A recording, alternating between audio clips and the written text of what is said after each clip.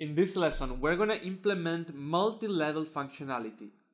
So far, we only have one level. What we'll do in this lesson is not really implement different levels right now, but the structure for multi-levels, so that we can have a level and then move on to the next level and keep track of the current level.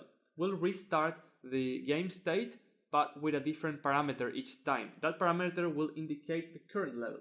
So our init method will have now a parameter called current level, and we will keep track of the level information in here. We will have a number of levels, so that's all the game. The game has only 3 levels.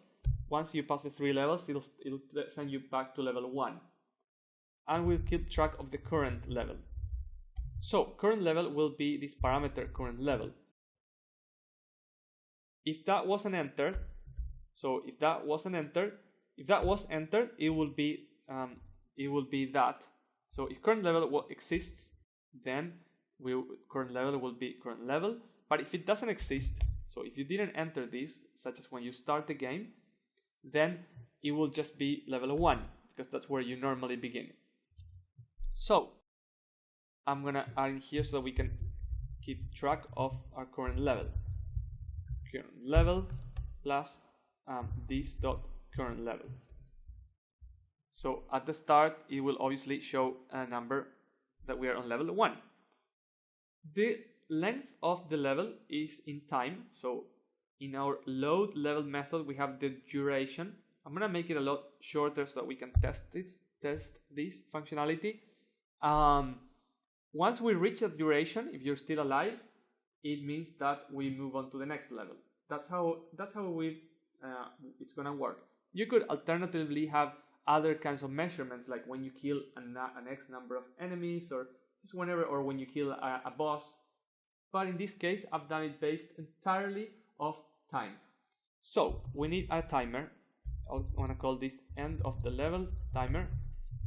This dot end of level timer is this dot game dot time dot event dot add.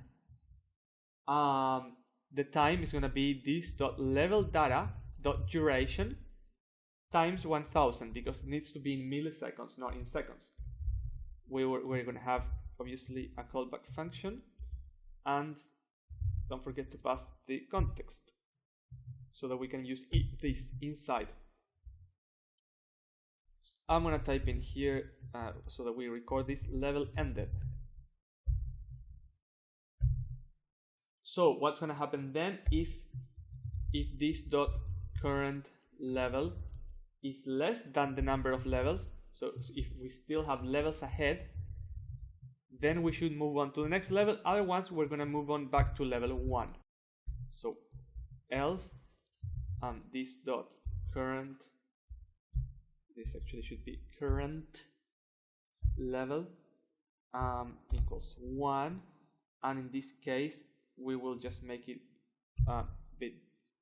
we'll make it advanced plus. Then what is it that we do? We actually restart the state, but we passing in the corresponding level. Game.state.start game state. We restart the state. This should be actually this.game dot start, this.game, and we'll pass on these parameters and current level. Okay, let's try this. So after 5 seconds, we should be moving to the next level. So level ended. Now we're on level 2. Yay, level 2. Looks exactly the same, but we're on level 2. Now we're on level 3. And now we're back to level 1. So this works as expected. We've implemented basic multi-level functionality, because now that you have the number of the current level, you could load a different level data. So you could have an array of different level data for different levels, or you could have different external files, which is what we'll implement shortly after this video. So to summarize, what we did is keep track of the level.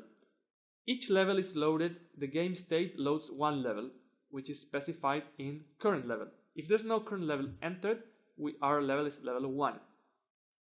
Then our level, we move on to the next level once we reach a certain amount of time and we're still alive.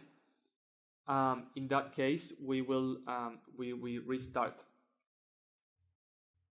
Important is that when we die, we should also pass the current level. So that was missing that aspect when in kill player.